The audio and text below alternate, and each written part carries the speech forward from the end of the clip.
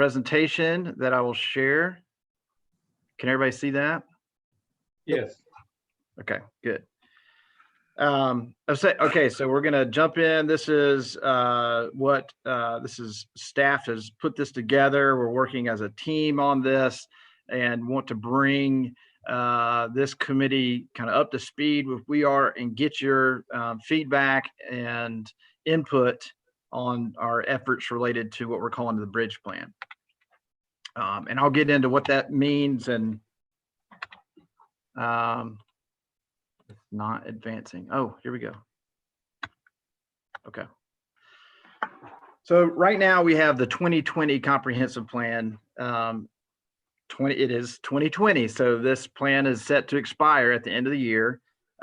It was a 15-year plan. And so if you can see, I don't know, I've got kind of some of your faces covering up the right side of the screen there, but you can see the adoption date listed for each of these elements. And so the plan consists of 8 elements, and then some of those elements have multiple plans within them. And they were all adopted, roughly plus or minus 15 years ago. And so this is what we have today as our comprehensive plan. The comprehensive plan is based on state law. So Tennessee Code annotated 13.4-201 directs the Planning Commission to create a general plan. And that general plan is what we call the comprehensive plan. And there is a lot of detailed language associated with this section of code. But there's a quote there. This is the beginning of that code. It is the function and duty of the commission to make and adopt an official general plan for the physical development of the municipality. And you can see that there. So we have a comprehensive plan because we're directed to by state law. And there's this is common throughout the country. Each state has some type of law related to comprehensive planning, or most states do. And in general, there's the 8 or 9 elements that are involved in those comprehensive plans. And a comprehensive plan is typically adopted by the Planning Commission. And when that's done, it's an advisory document. So it kind of guides the decisions that are made in the years that it's in effect. Tennessee has amended the law, so it's not only an advisory document, but it can also be adopted by the city commission or the legislative body, and it becomes a legal document, so it becomes a binding agreement. But that comes after a recommendation is made by the Planning Commission to the City Commission. And so this is just kind of some basic background broadly on a comprehensive plan. And so just to back up, we have a state law that says we need to have a comprehensive plan. We drafted one, our last one, in the 2005-ish timeframe, and it is good until 2020. And so what we are proposing, since we have a plan that is coming to the end of its life, is that we, instead of doing a full-scale plan at this time, we do what's called a bridge plan. And what is the bridge plan? The bridge plan is a review and a readoption, for lack of a better word, of relevant portions of the 2020 comp plan that will serve us for just a short period of time. It's to bridge a gap in time. What is that gap? Well, the gap is going to serve us by allowing us to have the most recent data. So any plan, any kind of city planning effort is always based on existing conditions, and that snapshot of existing conditions is based on data, demographic data, and other statistical type of information. So the most recent full count of our population is now 10 years old. That's why we're currently in underway with the 2020 census. The 2020 census data is supposed to be available next spring. Last I heard, that could be delayed with everything that's going on. But for us to start working on a comprehensive plan, to have a full-scale comprehensive plan right at the end of our current comprehensive plan, means that we'd be using old data. If we can bridge the gap in time with some type of plan that will serve us during that time, then we can wait until that the fresh data is available, the most accurate information is available, which will better serve us moving forward with a full-scale comprehensive plan. So the other factor is that the 2020 comp plan is a very well-written document. There is really great information in there. They did excellent public engagement and were very thorough and very forward thinking in the goals and objectives that were identified. And many of those goals and objectives still have not been implemented, and many are very relevant as well. So instead of reinventing the wheel, we can look through that, go back and look at that document and pull out that relevant information, and then refocus some energy into these objectives that have not been completed yet. Especially, there's things that we're working on as staff and that we've started bringing to your attention that really have their foundation in that plan. And so by going through this process, we're really kind of reinvigorating and reinforcing the need for some of those activities or projects that we're working on. This also, hey Matt, can I just give you some quick history on the plan? Sure. Yeah. Jump in. Just so everyone knows, the plan was done pretty much by Dr. Marcioni and his graduate students working on their thesis. And they also did it in the 90s as well. So a lot of that plan was done through ETSU partnership with Dr. Marcioni and the Planning Commission. So I'm like Matt, I've read it. I was actually part of it in the 90s. It's a great document, and I think it's a good leap off board for the rest of us. So anyway. Exactly. Thank you for that background. And I think the way you described that is exactly right. We've got, a very worthy document that is not, it's not completely outdated. It needs to be reviewed and looked at for potential updates or slight modifications, but it can serve us for a few more years as we wait for the new data to come along.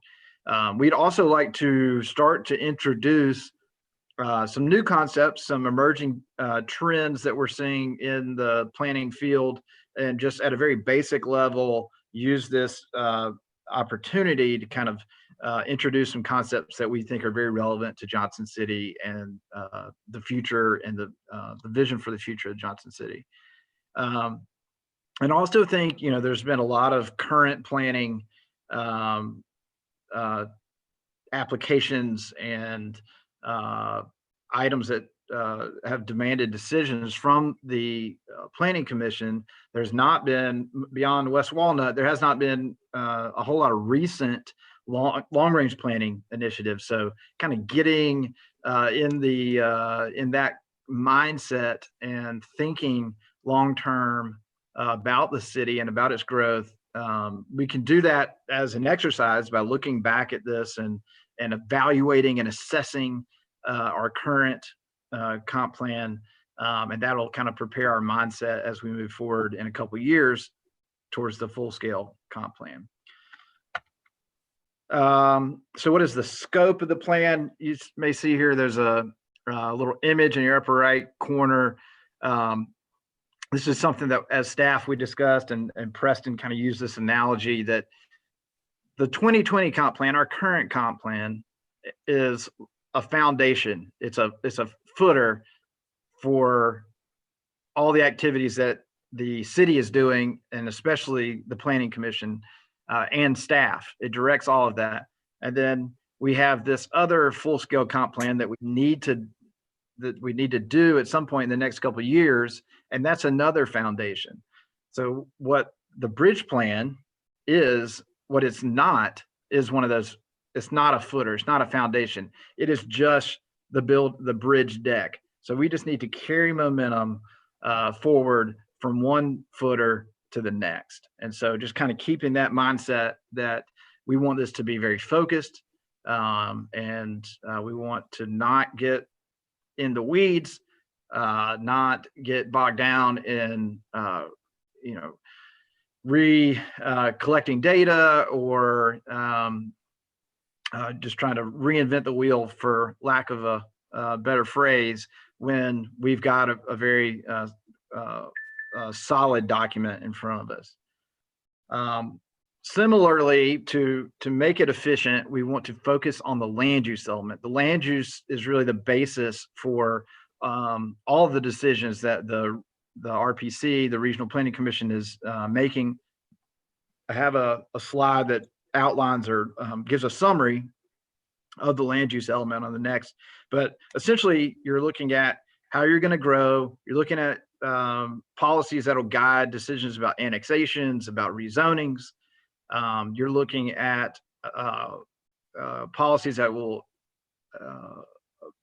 try and accommodate infill development, and guide different code revisions, such as those that we've been bringing up recently. That's all found in the land use element. And then the other elements also overlap with land use. So if we focus on the land use element, that can kind of streamline our process. And then where it affects housing issues, whether it's related to affordable housing, or the availability of certain types of residential or housing types, or transportation needs, or considerations of urban growth, or any of these other elements, historic preservation, we can, where those overlap with land use, we can bring those other elements in so that we are still comprehensive in our scope, but really focused on land use. That is what we are proposing. We're open to some ideas on that, but we feel like that's the best path forward.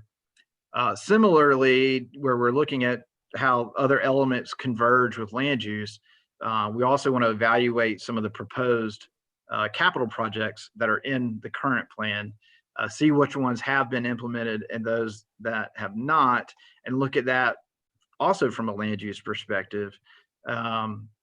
So, if you look at Founders Park, that type of capital project that was constructed, and it's not a land use policy, but it certainly had a major impact on land use. It in and of itself is a civic public space, and then you can see all of the revitalization that it spurred. So that's one example of how we may evaluate a capital project, and how it relates to land use. And then again, we want to introduce some new and emerging concepts. So that's the general scope of the bridge plan. This is the summary of the land use element. So this may help you kind of picture what we are going to be focused on. The land use element provides an innovative approach in the creation of a more efficient, livable, and higher quality community. In this regard, the element serves as a decision-making tool for public officials, residents, and the community as a whole. The element provides direction for annexations and rezoning requests. The primary expectations of the element include, but are not limited to, provide for balanced community development, encourage quality development, provide for the optimum use of land, achieve efficient, orderly, and compact development patterns, and encourage a quality environment. So that kind of gives you an idea of what we'll be focused on, and what the current plan and goals and objectives revolve around. We've kind of started a list and discussed this internally as staff of the types of emerging concepts that we may want to focus on. Getting the new data related to race and diversity, and discovering whether that has changed in Johnson City over the last 10 years is one item that we're keen on. Work preference with the impact of COVID. We're certainly seeing a real shift in culture there, and we want to be on the forefront of that and understanding how that may impact our city. Aging, that one has continued to be, that's been a major topic for the last 10 years or so, with so many more, the senior citizen population really expanding. We need to see how we can treat that with the way our city is growing. Public health, another one that's been a hot topic for the last 10 years or so, mainly related to obesity and the obesity epidemic. But now we're obviously seeing a shift with pandemic and how those underlying health conditions are exacerbating some of the issues that we're seeing with coronavirus. So making health, which is really the what city planning was born out of, public health. So it's that this field is finally coming back to its roots, and we want to make sure we recognize that and introduce those ideas. And then the interfacing of public and private realms, the idea of complete streets that are built and programmed for all users, whether it's motorists or pedestrians, cyclists, and folks that are in wheelchairs and other forms of transportation. We also on the public side. On the private side, you have this idea of form-based code that the built environment and the impact it has on how we function as a city can really dictate people's expectations and the vision they have of their city. And so we want to start introducing those ideas. This is just a starting point. And I think we may have had a couple of other ideas that we discussed, but this is a good starting list. So the process, the planning process, it's really not very complex. Staff has already begun to review the elements with a concentration on land use. Again, we are going through and identifying the goals and objectives from each of those elements that are still relevant and or yet to be implemented.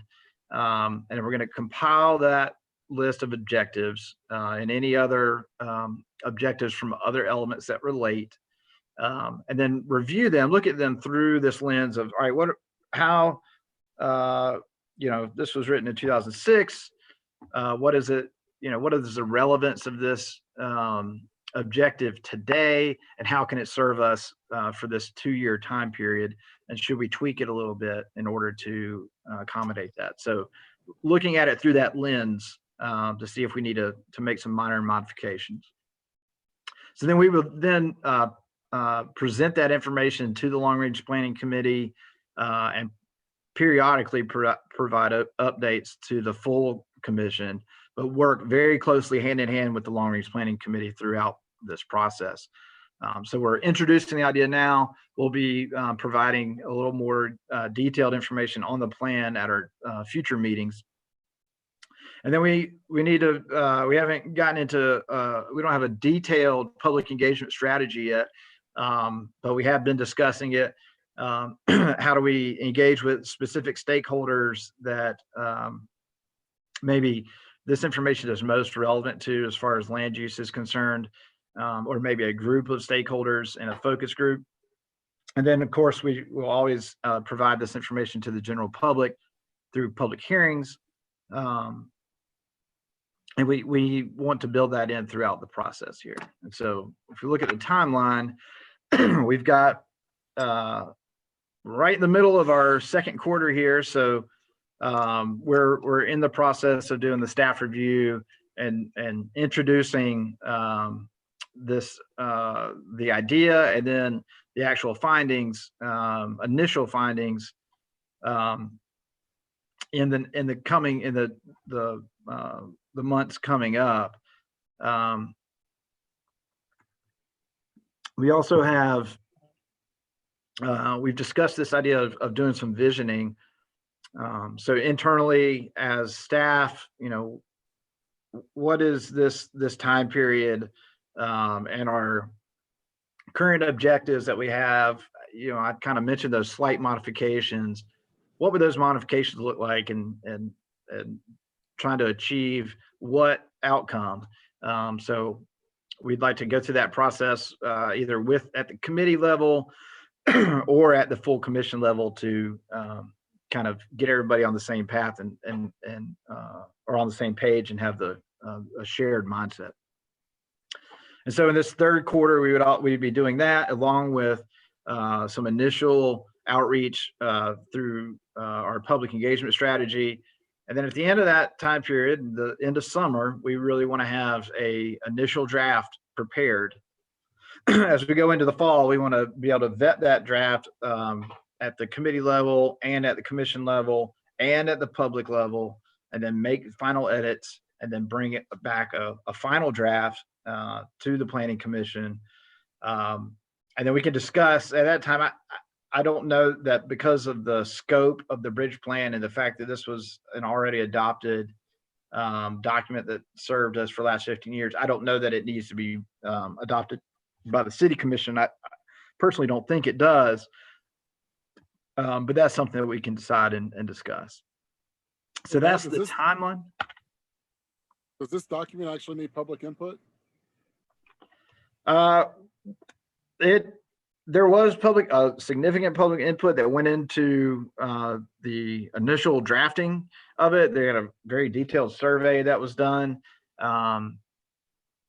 I think that we very much can lean on a lot of that input that was done, especially since this is a very short time period that we're talking about. We're not talking about 10, 15-year plan. Right. But with any public process, we definitely want to create opportunities for the public to weigh in. So we'll be looking for those ways. And again, we want to be focused and efficient. So that goes with public engagement as well. Very good. So just wrapping up here, want to have a healthy discussion, get some feedback, gauge your level of interest, and then talk about maybe the structure of the committee and some of the roles that you may play. I'm going to open up my grid so I can see your faces again. So as the long range planning committee, this is really, this is kind of the first or the main project that's come to this committee. And so I'm open to suggestions, but it seems to me that it's just logical for the long range planning committee to essentially become the bridge plan committee or bridge plan task force to oversee this process from now until completion. And Preston and I spoke earlier, and he made this point that there could be some changes that come to committees under a new chairperson, but we want to make sure that this group stays focused, and we don't have right in the middle of the process have some kind of change up in the membership. We want to have some consistency there. So any thoughts on committee and or kind of your level of interest in this, what we've proposed, and any other feedback? Hey, Matt, can you go back to, I think it was either the second or third slide that showed adoption dates of the elements of the plan? Yeah. Please.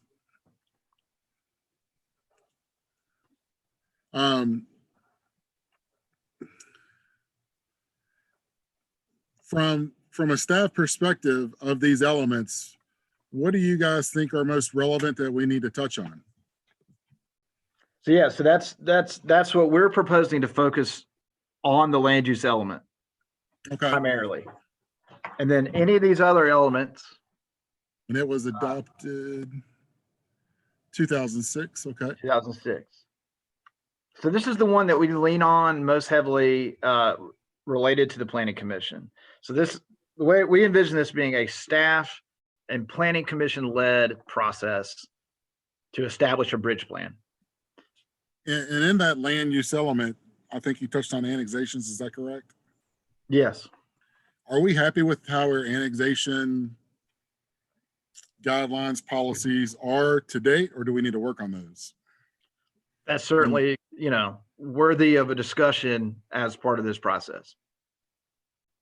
Are you familiar enough with the law to say or not say that, can the city actually actively request people to move in? Like, No. for instance, we're going to do this annexation out maybe in Sharp, right? The state law changed so that the city cannot, not formally mandate. request. Yeah, I'm saying, would you like to come in? Can the city say, would you like to come in? We're bringing your neighbor in. Would you like to come in as well? Is that legal or illegal? I don't see if it's a question, I don't know what would prohibit that but I'll let Asong weigh in. He may know more of a legal answer to that, but if you're not making anybody come into the city, then that's really what's been prohibited. That's my understanding. Okay. And I do know, like, for instance, the Park and Rec Master Plan. Yeah. The Planning Commission actually tasked that particular board and the school board to create a survey like you were talking about to get the public feedback and how they were going to move those policies forward in that planning process. Yeah, and Parks and Rec had a survey recently in the last 6 months or so. So they may be working on a plan, but a lot of these transportation and the community facilities and even the urban growth and services, the services aspect, those are heavily dependent on other departments. Housing, heavily dependent on Johnson City Housing Authority. Economic development, heavily dependent on JCDA and NetRep. And so you've got these not outside departments, but folks that are outside of the planning division or outside of the typical realm of the Planning Commission, folks that we partner with regularly. But we would have to go to them and very much engage them. And again, all this is based on data that we don't have right now. So we're recognizing that if we start down the path of trying to update any of these other plans or elements, that we're really opening this huge door that just doesn't serve us well at this time. And we can buy a couple years and revisit all of this in its entirety in 2022. Very good. So that raises a question in my mind. 2022 is about 20 months away. So am I reading the tea leaves correctly that you're thinking that we'll have a wholesale review of the whole plan and start with a blank sheet of paper in 2022 to write another plan that will be another 10-year plan? We would begin the process in 2022. So the bridge plan may serve to the end of 2022. It could serve longer. But that buys us the time to just determine if we're gonna to budget and potentially hire consultants or increase staff if we're doing it in-house, decide what we need to do or how we want to approach the full-scale comp plan. Well, that timeline concerns me. If we do the 2-year bridge plan, then the bridge plan will expire. I guess there'll be a hard, you saying it can have an open-ended expiration. No, we can set, we haven't, it's not a decision that's been made yet. We can make that decision as a committee or as a staff, however long it needs to be good for. Part of what's prompted me to raise this question is looking at the timeline of all the elements in the current plan. They look like they went into effect between 2004 and 2007. So it looks like about 3 years to develop the last plan we had. If we have the same kind of time horizon for another new plan, that would put us at around 2025, having a new plan to go into effect. Are we comfortable with that timeline? Or am I misunderstanding it? No, I think you're correct. So getting into, and it all depends on how we define the scope of the full-scale comp plan, whether it's done in-house or if it's done by consultants. There's a lot of variables that we don't know at this time, but I don't get too hung up on the dates, the hard dates. Just kind of focus on the concept that we are taking our old plan that's expiring. We're going to bridge a gap in time, wait for new data so that we can use new data to complete our next full-scale comp plan. The new data, I suppose you're referring to, is new census data. Would there That's be correct. something else? Excuse me? Would there be something other than census data that you're thinking of? Well, there is other forms of data that would go into it that we could collect ourselves. I mean, when I say data, I mean, we could be looking at vehicle miles traveled or traffic counts. We could be looking at the number of benches that have been installed downtown, the number of street trees, how many types of lamp posts have been installed. I mean, there's all kinds of data that may go into it, but it doesn't behoove us to go out and start any of those updates now if our foundational census data is out of date. So, is the document in a PDF form, a chance, or electronic? Say that again. It is. It is. Yeah, it is. And I don't believe it's all in one single document. It's in the individual elements. Can we There's look a at the summary. land use element and just take that as a jump off point? I think that's what Matt's kind of suggesting. Is that right? The land use element, yes. Right. Yeah. Let me jump in just on a couple of things, and I apologize. I had to step away for a second because the city attorney called me. Yes, Matt is right on point that internally, as we've discussed this, kind of prepping and getting ready for these conversations and today's meeting, we all agreed that the land use element is really it's the heart, it's the heartbeat of the whole plan, and not only that, but it is central to much of your work as a planning commission. The land use element, along with the urban growth and services element, and then tangentially many of the others. Keep in mind that the other elements have already had updates. For example, the transit plan, you'll see that the public transit plan, which is number 5 under the transportation element, public transit plan was actually updated just a couple of years ago.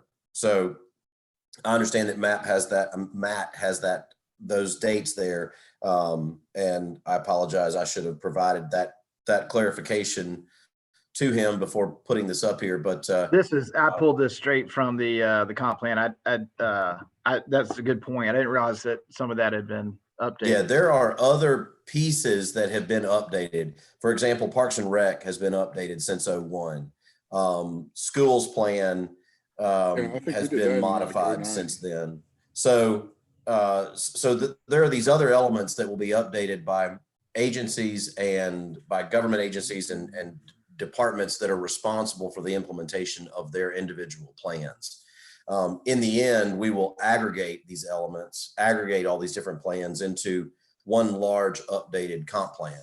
But for now, the most important analysis that we believe we should focus on is the land use element.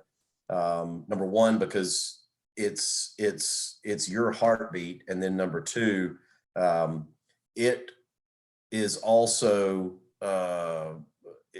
it also runs parallel or alongside these other elements, and many of these other areas are either impacted by or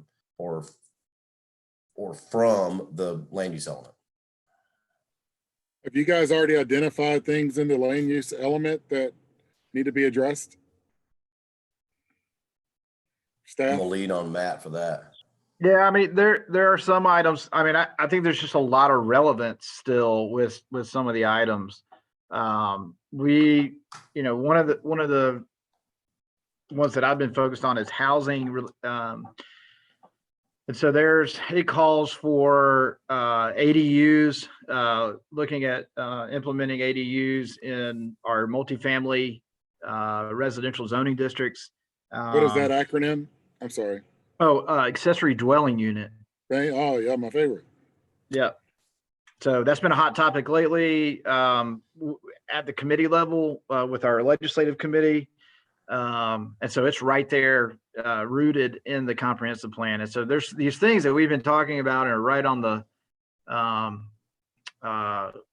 right at the threshold of beginning to try and tackle some of these things that really are coming out of a plan that was adopted, land use plan and housing plan that goes back 15, 14 years. So there's things like that are very, very relevant. There's other things that have been tackled and are done, and we wouldn't put those in the list. There may be some other things that call for something that really looks like it came out of, early, mid 2000s that maybe didn't quite catch on. So we can take some of those things and modify them to kind of fit Johnson City a little bit better. There's some stuff that doesn't really fit Johnson City all that well. So I see it being a mix of that's done, that's complete, or that's completely irrelevant, so we're not going to bring those in, or this one is spot on, we're going to take it exactly as it is, bring it over here. And then other ones that are, this is pretty close, this needs a little tweaking, and then we can bring it in. So combination of things. A song may have some other thoughts on that as well. A song, anything from the land use plan, the current land use element? Not so much, Matt. There is of course a relation between the land use elements and the transportation element. We're really not changing anything significant in the transportation element. A lot of that is still applicable. It's still being used. So much of it are projects that are ongoing in the city. So we really don't have much that we're changing there. In the land use element, I think a significant aspect of it that we'll be looking at is the future land use map itself. That has a considerable number of things that I believe we need to change to enable us take out this period right up till we annex when we adopt the new comp plan itself. There are changes that we have already made, either through rezonings or areas that we have clearly identified that it might have been an oversight in the past in the way the future land use map or the future development of those particular areas were projected. We will take that into consideration. So allow me to provide an example of what this bridge plan will do versus the comp plan update and the robust public engagement that comes with a major comp plan update. And hopefully this also addresses, I believe, one of the questions that Commissioner Dagenhart asked just a minute ago. I'm going to borrow from the example that Hassan was just talking about, because that's perfect. The future land use map is probably, if not the most important, certainly one of, if not the most important piece to the land use element. And so this process that we're about to undergo here for the rest of the year, our vision is, or our expectation is that when we're done with this process, and there's this quote unquote readoption of the bridge plan carry us over until we can get to the larger comp plan update. It will recognize areas on the future land use map that need to be modified. What I foresee us doing is we will call out, let's say there's a major intersection that has developed since 2007 that was really not anticipated to build out like it did. And so let's say that we need to address the future land use map because of the development character of that major intersection and its, quarter-mile radius from that intersection. That the development characteristics out there now don't match the map, for example. What I envision us doing is that we will recognize that, we will call that out as something that needs to be addressed as part of the larger plan update, but that we will continue to support the map in its current form. It really is dangerous and inappropriate for us to begin modifying the future land use map to a great degree without very robust public engagement. And so out of all fairness to the public, we don't want to start monkeying with certain elements of the land use element without that kind of public engagement. Really more what we want to do is we want to identify what is still relevant, as Matt has done, and then what needs to be changed, and then what is not addressed. And then we basically identify those areas. And so really the bridge plan is really meant to be more of a report. It's more of an analysis of the current state of affairs, and then acting as a recommendation to the next step. I hope that helped clarify some. Good.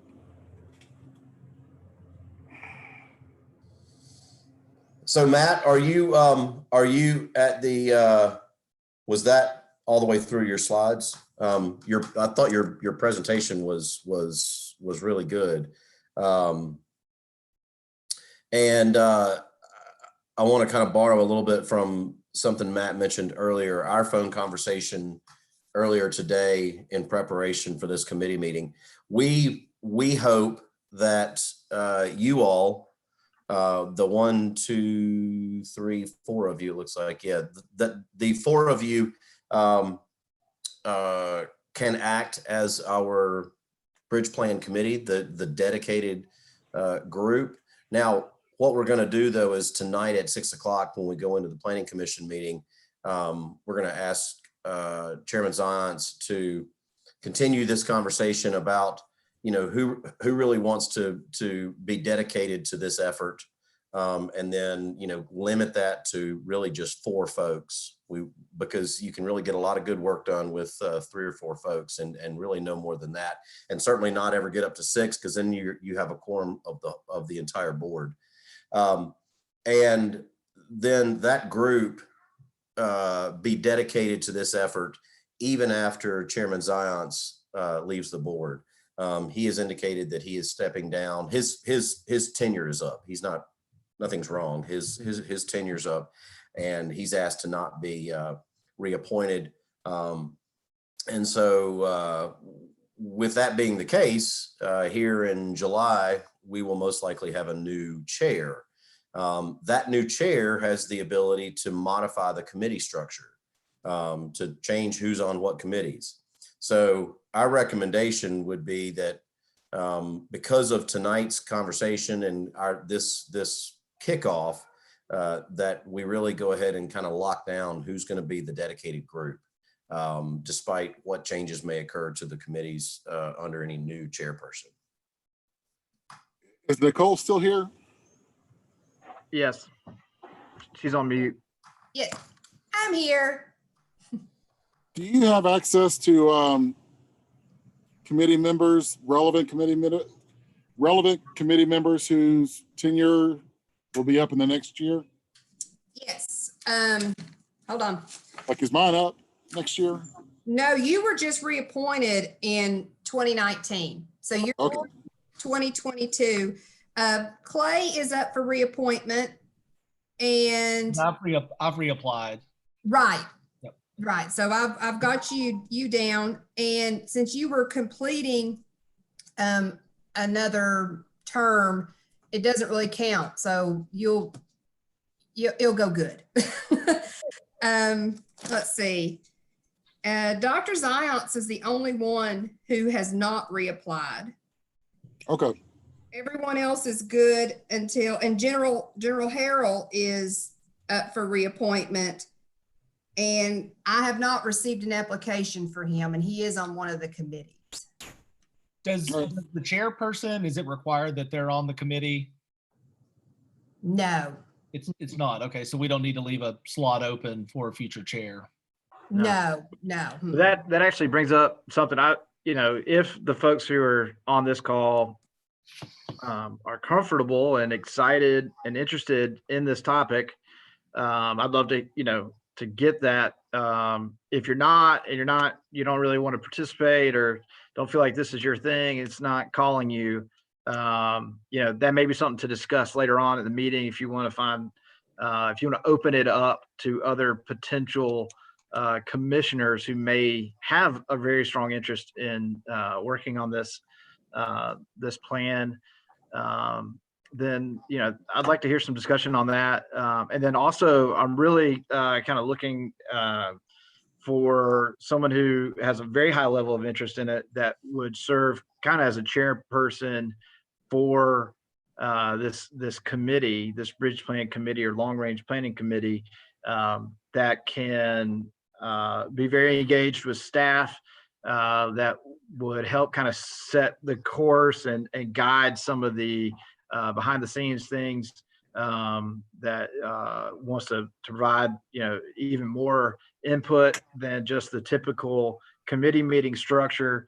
Somebody who really wants to work hand in hand on this project. So give that some consideration as well. And then we'd like to kind of finalize that and make sure we've got a dedicated committee and dedicated chairperson by the end of the night tonight. Hey, Matt, this is Stacy. Yes. And I just wanted to make it known that I'm very happy to serve on this, but I'm not part of the long range committee.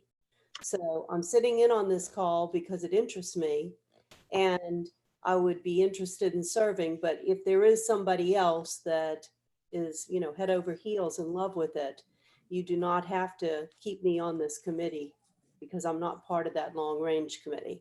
Well, I appreciate you sharing that. And that actually is a great example of kind of what we're looking for is folks like yourself who are very interested in the topic. And we're kind of, the long range planning committee has not had a lot of activity associated with it. This is really the type of activity that would be associated with this committee, but we also recognize that it's a long project. It would initially seem very obvious that the long range planning committee members would be interested in being on the bridge plan. And I think we may, since we have other commissioners that are not on the long range planning committee potentially participating in this, I think we do need to call it the bridge plan committee or bridge plan task force, because it has a little bit of a different makeup. So it would seem obvious that long range planning committee members would serve on the bridge plan task force, but it doesn't necessarily have to be that way. It's not set in stone. But now is the time to kind of determine what that is going to be and your level of interest and your commitment. It's not going to be a ton of time, but it will be some. And we staff will really, we need that kind of feedback and direction that y'all can give us. Jamie may kill me for saying this, but if he has the time, I think he'd be an excellent chair of this committee too, just because of his previous work in developing this plan back in the 90s. Sorry, Jamie. Caught the bus. I'll be happy to serve on it. I've never been the chair type. I appreciate the offer. I would do a co-chair with someone interested, but you don't want me as a chair. I'm all over the place. Well, so my vision for this is, somebody I can pick up the phone and call and say, here's a new idea I had, or here's what we're thinking about this, or we just had a staff meeting and here's the latest thought. Someone I can share that with, bounce it off of that type of information, have that kind of dialogue, and then kind of and make sure that they're, everybody's on the same page, or that we have other minds on it before it reaches committee. Just like the committee is an opportunity to do this before it hits the full commission, this would just be kind of a progression. Staff, project manager, chairperson, committee, full commission. I have a question for Nicole. Yeah, go Hey, ahead. Nicole, is the long-term planning committee a committee of 3? Do I recall that correctly?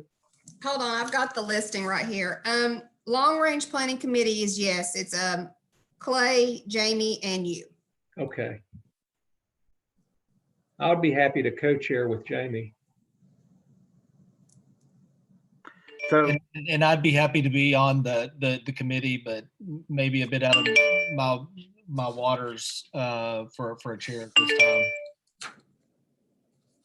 Well, I think that shapes up nicely. It's pretty much kind of what we anticipated. Just wanted to make sure we had that discussion. And then we kind of want to formalize that tonight and open it up, if there's any other discussion. But I think that you've all had this opportunity to make that commitment.